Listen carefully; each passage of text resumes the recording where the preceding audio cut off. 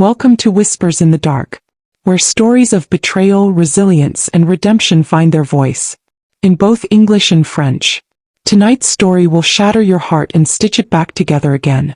Imagine raising a child as your own, only to watch him walk away, chasing a mother who once abandoned him.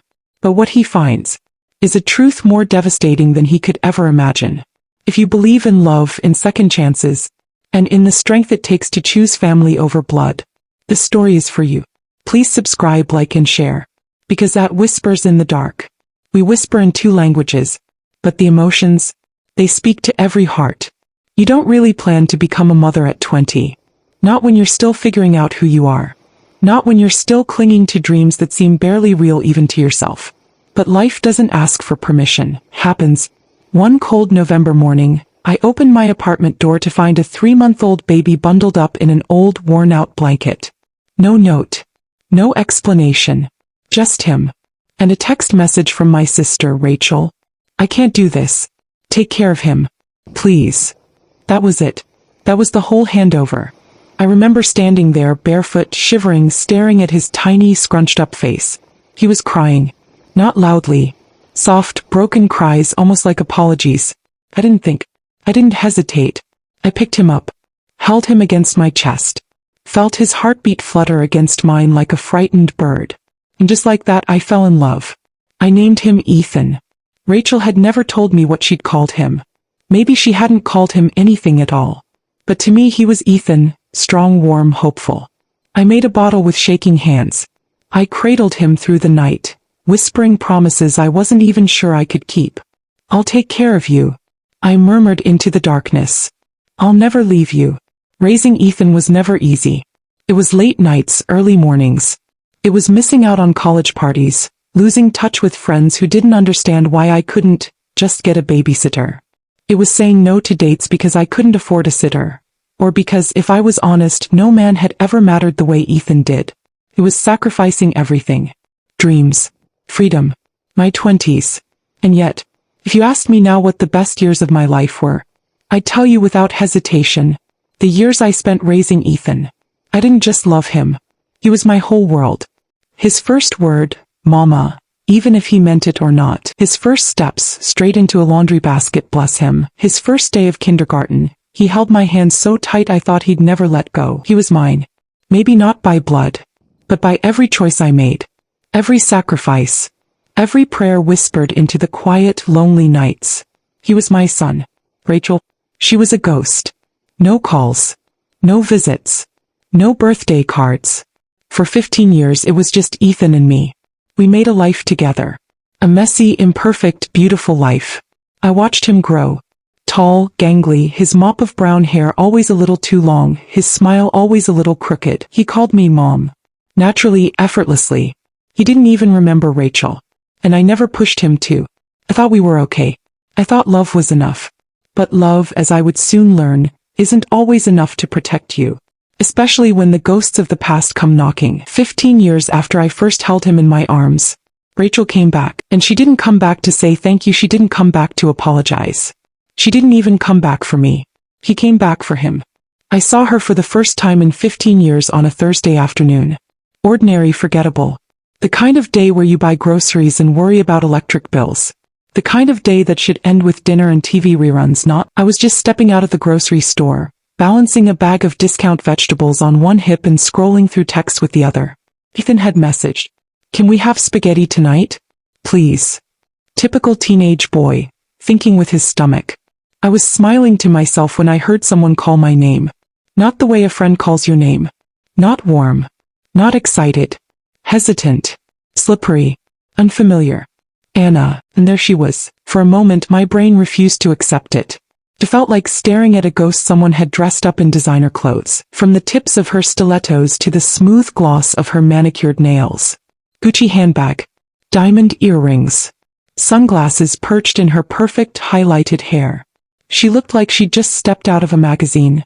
And for half a second, I hated her. Not because she was beautiful. Not because she was rich. But because she could stand there. Casually, effortlessly. Like she hadn't abandoned her newborn baby. 15 years ago. On the doorstep of a broke 20-year-old. "Rachel," I said flatly. What are you doing here? She smiled. That same old smile. Sweet on the surface. Sharp underneath. I heard you still lived around here, she said, shifting her bag to her other arm. Thought I'd stop by. See how things turned out. How things turned out.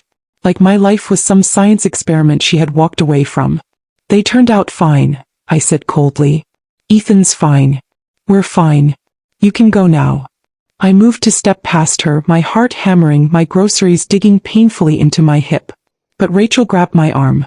Her nails, sharp as claws, dug into my skin. I want to see him. 4 words. 4 bullets. I pulled my arm free, feeling bile rise in my throat. You gave up that right a long time ago. She didn't flinch. Didn't even blink. He deserves to know who his real mother is. The way she said it, like I had been playing a game of pretend for 15 years. Like I was the imposter. No, I said, voice low and trembling. You don't get to come back and just waltz into his life because you feel like it. She smiled again. That same sharp smile. You can't stop me. And the worst part was, deep down I knew she was right. Ethan wasn't a baby anymore. He was 15. Old enough to make his own choices. Old enough to wonder why his mom had hidden the truth. Rachel must have seen the flicker of doubt in my face, because she leaned in closer. I'm not the bad guy, Anna, she whispered. You had your turn. Now it's mine. Then she turned, heels clicking sharply against the concrete, and disappeared into a sleek black car waiting at the curb. I stood there a long time after she left. Groceries forgotten. Phone forgotten. Everything forgotten. All I could think about was Ethan. And how easily, how dangerously easily, Rachel could take him away from me. I didn't tell Ethan about Rachel right away. Maybe I should have. Maybe honesty would have protected us. But honestly, I was scared. Scared he'd see her. The glossy, shining image of a woman he thought he'd lost. And start questioning everything he had with me. For a few days, I pretended everything was normal. We cooked spaghetti. We argued about his homework. We laughed about stupid videos on his phone. I clung to that normal like it was a raft in the middle of a violent sea. But normal doesn't survive long when a ghost has been stirred awake. It was Saturday morning when it started.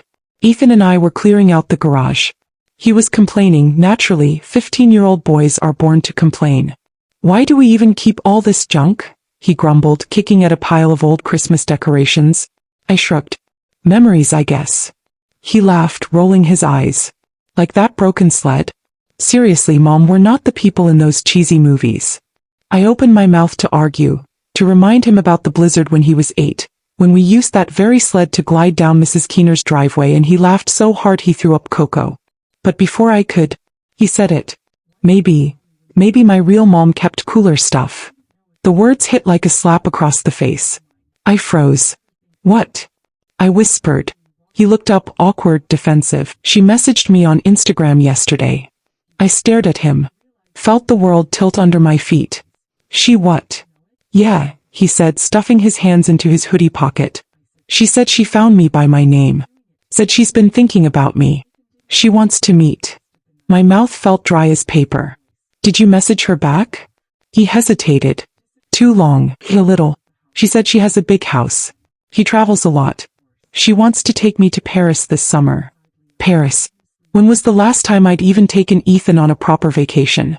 We barely scraped together enough for gas money, let alone plane tickets across the ocean. And she said she's sorry, he added quickly as if that made it better. She said she regrets leaving me. That she was young and scared. Young and scared. I almost laughed. A raw, ugly sound. I had been young too. Terrified too. But I stayed. She's not who you think she is, I said quietly. Ethan's face closed off immediately. Teenage walls slamming up. Defensive. Suspicious. You don't even know her anymore, he muttered. I know enough, I said, struggling to keep my voice steady. She left you. She didn't look back. He shrugged, a little too casual. People change. God, how that hurt. 15 years of scraped knees and sleepless nights and birthdays and bedtime stories. Reduced to people change. She's your birth mother, I said, swallowing my pride, my terror, my aching heart. But that doesn't make her your real family. Ethan didn't respond.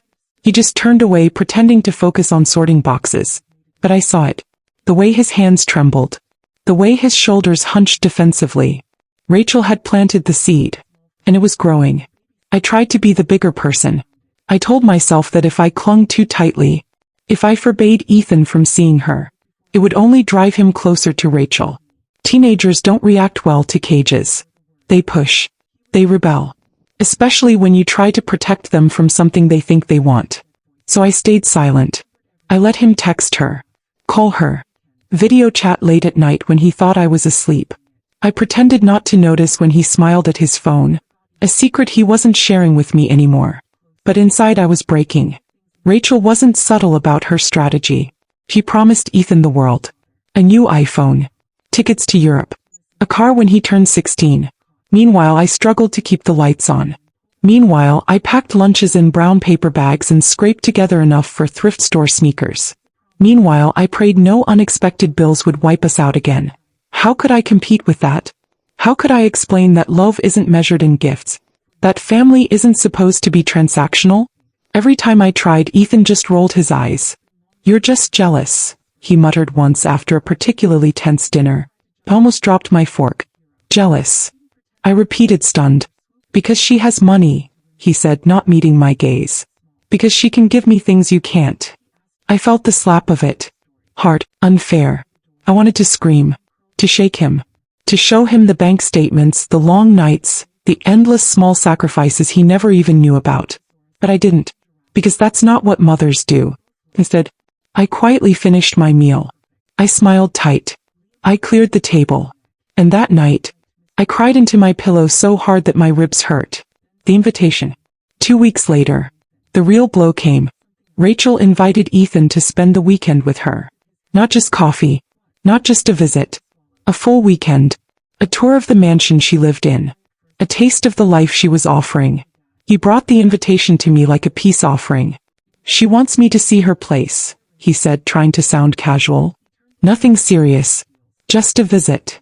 I nodded, swallowing shards of glass. "Of course. You're not mad." "No," I lied. "You deserve to know her." He hesitated, guilt flickering across his face. For a moment I thought he might reconsider. For a moment I thought he might stay. But then his phone buzzed. A message from Rachel. Probably something exciting. His face lit up. And just like that, I lost him a little more. Goodbye. The morning he left, I packed his overnight bag. I tucked a worn photo of us from his kindergarten graduation into the side pocket, even though I knew he probably wouldn't look at it. He hugged me quickly at the door. Not the tight, clinging hugs of childhood. A fast, distracted squeeze. "Love you, Mom," he mumbled, already glancing at his phone.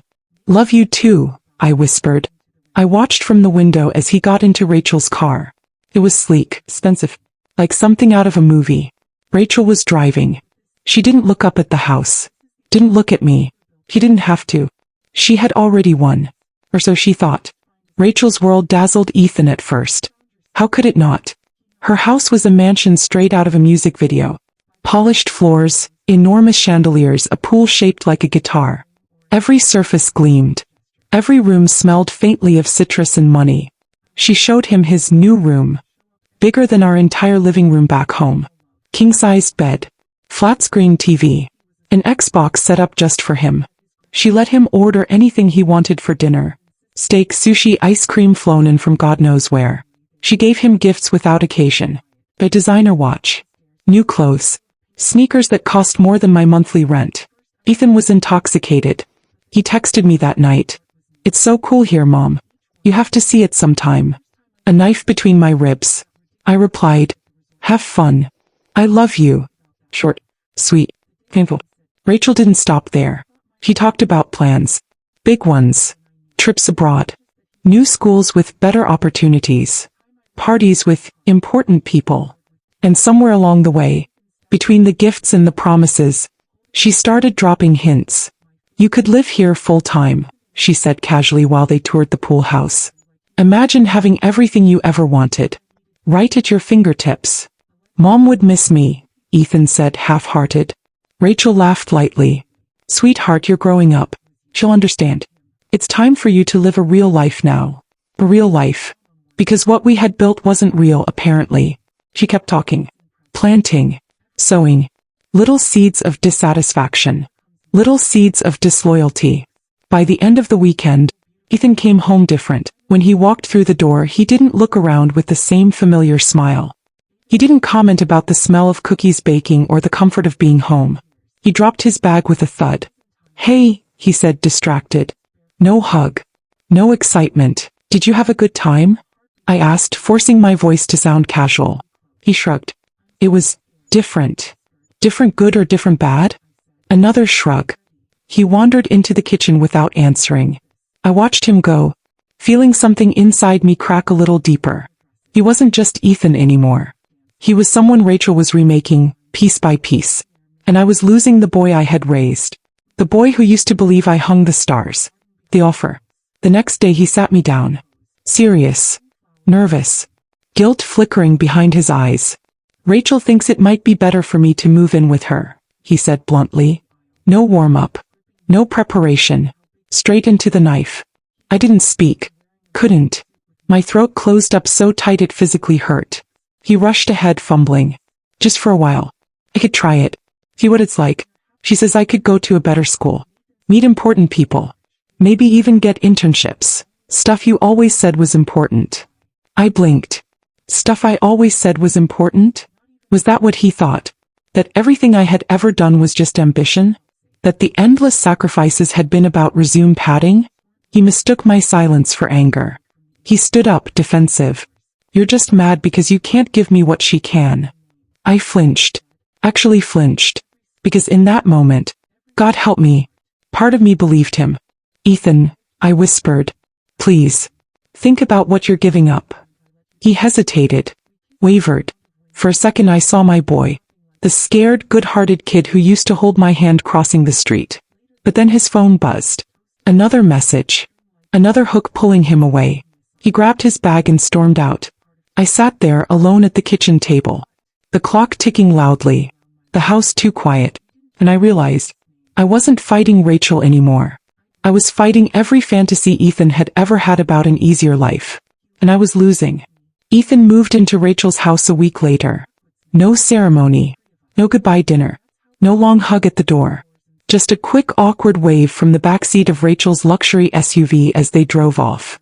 I stood on the porch, arms folded tightly across my chest, forcing myself not to cry. I didn't want him to look back and see me crying. I wanted him to see me strong, even as my heart shattered. For the first few days, he barely called. Maybe a few short texts at night. Busy. New school stuff. Rachel's teaching me about stocks all. Going to a party later. Casual. Dismissive. I told myself he was just adjusting. Told myself it was normal. But at night, I lay awake staring at the ceiling, missing him like a phantom limb. At first, Ethan was intoxicated by the luxury. Everything was shiny, easy, new. He had a private chef. A new car for practice driving, even though he didn't have a license yet. An allowance that made my grocery budget look like pocket change. Rachel didn't act like a mother. She acted like a cool best friend. No rules. No curfews. "You're practically an adult," she told him over breakfast one morning, sliding his credit card across the table. "You deserve to live like it." He bought clothes, sneakers, gadgets, junk food in ridiculous quantities. It was everything a 15-year-old boy could dream of. After the first 2 weeks, the cracks started to show. Unease. The first sign came when Rachel's boyfriend showed up. A slick, older man named Victor. Not quite a secret, but not exactly part of the welcome package either. Victor didn't like Ethan. That much was obvious. He made snide comments when he thought Ethan wasn't listening. "When is this little phase going to end? He's not even yours anymore. You've got better things to focus on." Ethan pretended not to hear. But he heard. He wasn't stupid. Then came the second sign. The family meetings. Victor and Rachel would disappear behind closed doors for hours. Sometimes whispering. Sometimes arguing. Always looking serious when they came out. One night, Ethan overheard something. "We can't wait much longer," Victor hissed. "The other kid won't make it past summer without the transplant." "I'm handling it," Rachel snapped. "He trusts me. I just need more time." Ethan didn't understand. Not fully. Not yet. But a cold pit started to form in his stomach. As suddenly, it didn't feel like they loved him. It felt like they were using him. Doubts take root. He started texting me again. Small messages at first. How's the dog? Did you finish that quilt you were making? Miss your spaghetti. Random. Innocent. But I knew they were messages from a boy who was homesick. A boy realizing that love wasn't shiny or expensive. Love was spaghetti on a Tuesday night. Love was a mom who remembered to put extra ketchup packets in your lunchbox because she knew you liked them. I didn't push. I didn't scold. I just replied. Every time. Love. With patience.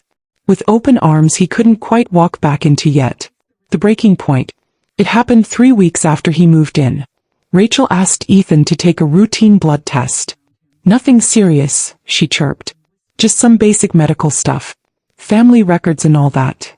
Ethan didn't think much of it. He went. He gave blood. He came home.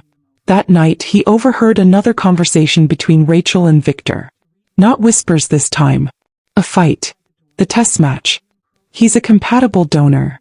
Rachel said urgently. Finally. Victor barked. Now get it scheduled before he figures it out. Ethan's blood went cold. Donor? For who? He barely slept that night. His heart hammered against his ribs like a trapped bird. He wasn't stupid. He knew what donor meant. And he knew it wasn't about love. It wasn't about giving him a better life. It was about taking something from him. Ethan barely ate breakfast the next morning. Rachel floated around the kitchen, humming to herself, pretending everything was normal. Victor scrolled on his phone at the counter, pretending Ethan didn't exist. But Ethan was done pretending. His hands trembled under the table. His heart raced so fast he thought he might throw up. He waited. Watched. Listened. Finally, when Rachel sat across from him with her perfect fake smile, he said it. Who needs my kidney? The words dropped into the kitchen like a grenade. Rachel's smile froze midair. Victor stiffened. Silence. Thick. Awkward. Crushing. What are you talking about, sweetheart?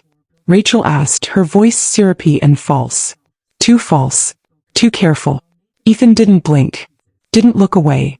I heard you last night. You said I was a match. You said to schedule it before I figure it out.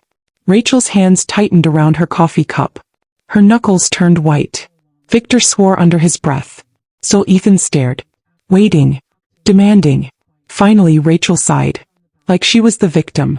Like he was hurting her. You have a half-brother, she said carefully. Victor and we had a son a few years ago. His name is Caleb. And he's sick, Ethan said flatly. Not a question. A statement. Rachel nodded slowly. He needs a kidney transplant. He's been on the list for a long time, but it's not looking good. The doctor said a biological sibling would be the best chance. Ethan's stomach twisted. And you figured since I'm related. He trailed off, bitter. Rachel's face crumpled into something like pity, manipulative. It's not like that, she said quickly. We love you, Ethan.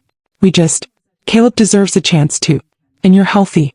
You'll be fine after the surgery. It's nothing compared to what Caleb's facing. Victor finally spoke, voice sharp and impatient. You owe your family that much. Family. The word tasted rotten now. Ethan pushed back his chair, the legs scraping harshly against the marble floor. He stood, hands shaking. You didn't come back because you missed me, he said, his voice low and shaking with rage. You came back because you needed spare parts. Rachel flinched. Victor sneered. Don't be dramatic, Rachel snapped, the sweet mask finally cracking. You're not even my responsibility. Anna should have told you years ago. You were a mistake. I built a real family now. Don't ruin this. Real family. Built after throwing him away like garbage. Ethan felt something inside him shatter. 15 years of unanswered questions. 15 years of wondering why he wasn't good enough to keep. 15 years of imagining a mother who loved him, missed him, wanted him. All lies. He didn't say a word. Didn't scream. Didn't cry. He just turned and walked out the door. The long walk home. He didn't know where he was going. He didn't care. He just walked. Street after street. Block after block. Until his feet hurt. Until the sky darkened. Until his phone buzzed with missed calls. Rachel, Victor, even unknown numbers. He silenced them all. There was only one person he wanted to call. One person he had always belonged to. His fingers shook as he dialed. It rang once. Twice. Hello. Her voice, tired. Home. Ethan's throat closed up. He pressed the phone tighter against his ear, like he could crawl through it and into her arms. Mom, he choked out. Just that one word. A lifetime of regret wrapped in 3 letters. Mom, I'm sorry. I'm so sorry. There was a pause. A heartbeat. Then her voice, soft and sure. Come home, baby. Come home. I heard the knock just before midnight. Almost afraid. I pulled the door open without hesitation. And there he was. My boy. My baby. Ethan stood on the porch, soaking wet from the drizzle outside. His hoodie clinging to him. His face pale and exhausted. Sighs. God, his eyes were swollen, red-rimmed, broken. He looked up at me, trembling. I didn't make him say a word. I just opened my arms. And he collapsed into them. He buried his face into my shoulder, clutching me like a drowning man grabbing a life raft. I held him tighter than I ever had. Rocked him gently like I used to when he was little. Felt his tears soaking through my sweater. I'm sorry, he gasped between sobs. I didn't know. I was so stupid. Shoo, I whispered into his hair. You're home now. That's all that matters. We stood like that for a long time. In the dark. In the rain. Mother and son. Found again. Picking up the pieces. Inside, I made him tea even though he hated tea. Wrapped him in the old quilt from the couch. The one he used to drag around like a cape when he was 5. Sat him at the kitchen table. Our kitchen table. Where birthdays had been celebrated. Homework battles fought. Late night secrets whispered. He stared into his cup, eyes hollow. You were right, he said finally. Voice barely a whisper. She didn't want me. She wanted a kidney. I reached across the table and took his hand. He gripped mine like it was the only thing keeping him grounded. You didn't do anything wrong, I said fiercely. Wanting to know her wasn't wrong. Wanting to believe she loved you wasn't wrong. He shook his head miserably. But I hurt you. I left you. My throat tightened. I thought about the empty room. The empty house. The empty space at the dinner table. He had hurt me. Deeply.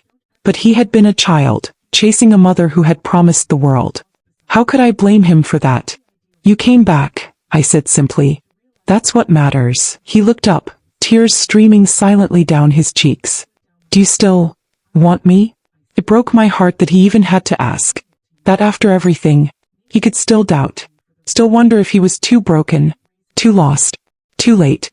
I stood up, walked around the table, kneeling beside him. I took his face gently in my hands. Ethan, I said, voice shaking with emotion, you have always been my son. From the first moment I saw you. From the first time I held you. And there is nothing, that could ever make me stop wanting you. He crumbled then. Really crumbled. Sobbing like a little boy who had finally made it home after getting lost in the woods. And I held him through it all. Every broken piece. Every jagged sob. Every ounce of shame and hurt and fear. I held it all. Because that's what mothers do. The days after he came home weren't easy. Trust had been bruised. There were awkward silences. Careful steps. But there was also love. Solid. Patient. Unbreakable. Ethan didn't want to talk about Rachel. I didn't push. He didn't want to talk about Victor or the blood tests or the betrayal. I didn't force him. We healed in small ways. Cooking spaghetti together. Laughing over old inside jokes. Watching bad movies under a pile of blankets. Relearning each other. He still flinched sometimes when the phone rang. Still tensed up when someone knocked unexpectedly. But little by little, the fear faded. The wounds closed. Not perfectly. Scars always remain. But scars mean you survived. I knew Rachel wasn't finished. People like her, they don't accept defeat easily. They don't know how to let go.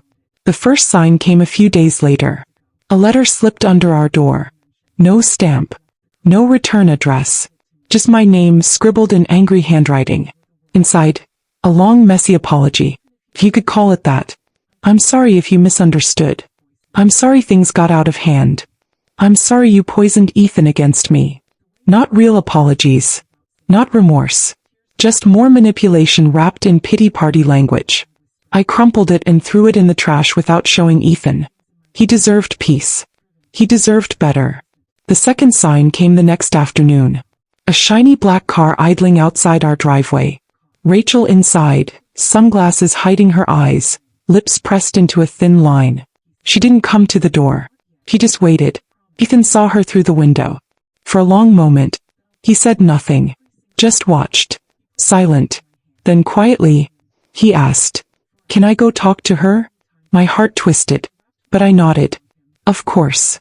Bez love, real love, is not a cage. I watched through the kitchen window as he walked out. Tense, guarded. Rachel stepped out of the car. Said something pleading, desperate. Reached for him. Ethan stepped back. Shook his head. Said something that made her flinch. And then he turned and walked away. He didn't look back. Rachel stood there, stunned, frozen. She called out after him. Tried to follow. Tried to grab his arm. But he shook her off easily. Gently. Finally. And walked up the driveway. Back into our home. Like a boy who had finally made his choice. The conversation. He didn't say much when he came inside. Dropped his bag by the door. Sat at the kitchen table. Silent. Thinking. Finally he looked at me. Eyes clear. Jaw set. She said she made mistakes, he said quietly. That she wants a second chance. I said nothing. Waited. She said Caleb's still sick. That I could save him. That it's my duty. I swallowed the lump rising in my throat. Waited. Let him speak at his own pace. I told her. He hesitated, voice cracking a little. I told her that I hope Caleb gets better. But that she lost the right to ask anything of me the day she left me on your doorstep. Tears blurred my vision. I blinked them away. Reached for his hand across the table. You're not responsible for fixing her mistakes, I whispered. You don't owe her your life. He squeezed my hand. Hard. Thought. Certain. I know. Moving forward. Rachel didn't come back after that. Maybe Victor finally cut his losses. Maybe she found another way to solve her problems. Or maybe, just maybe, she realized she couldn't control Ethan anymore. It didn't matter. We didn't speak of her again. Not out of hate. Not out of fear. Just because she didn't deserve to live rent-free in our heads anymore. We had a life to rebuild. Together. And it was beautiful. And messy. And real. Not perfect. But ours. Always ours. 1 year later. I sat in the crowded bleachers of Ethan's high school auditorium, clutching a wrinkled tissue in one hand, and my racing heart in the other. Balloons bobbed in the rafters. Cameras flashed. Proud parents shouted names into the echoing space. And somewhere on that stage, standing tall in his navy cap and gown, was my son, Ethan. He spotted me in the crowd, right there in the middle of the chaos, and grinned that wide, crooked grin I knew better than my own heartbeat. He raised a hand, and in that moment, every sleepless night, every sacrifice, every heart, it was all worth it. After the ceremony, the principal called up the student speaker. I clapped politely, not paying much attention, until I heard the name, Ethan. I sat bolt upright, heart hammering. Ethan adjusted the microphone, his tassels swinging awkwardly against his forehead. He cleared his throat. Good afternoon, he began, voice a little shaky. Most of you know me as the kid who showed up halfway through junior year and somehow still managed to pass calculus. Laughter. But today, I'm not here to talk about grades, or sports, or awards. He paused, glanced at the audience, found me again. I want to talk about family. The auditorium went quiet. You could hear the hum of the lights. Not everyone's family looks like a Christmas card, he said. Some of us don't have the fairy tale. Some of us have something better. He swallowed, blinking fast. My mom, my real mom, taught me that family isn't about blood.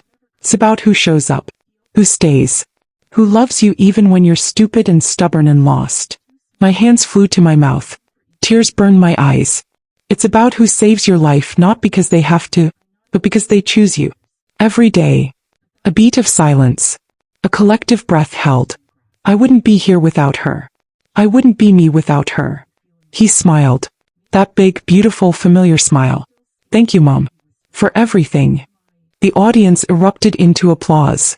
But I couldn't hear it. Not really. All I could hear was the sound of my heart breaking open. And healing. All at once.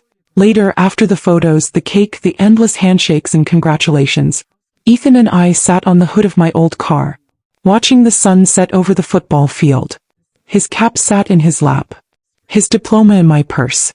"You proud of me?" he asked, bumping his shoulder against mine. I laughed, swiping at my tears. "More than you'll ever know." He leaned his head against my shoulder. "I'm gonna mess up sometimes," he said quietly, "but I'm never leaving again. Not for anything. Not for anyone." I kissed the top of his head. "I know," I whispered, and as the sky turned gold and purple around us, I realized something. Family isn't what you're given. It's what you fight for. It's what you choose. Again and again, even when it's hard.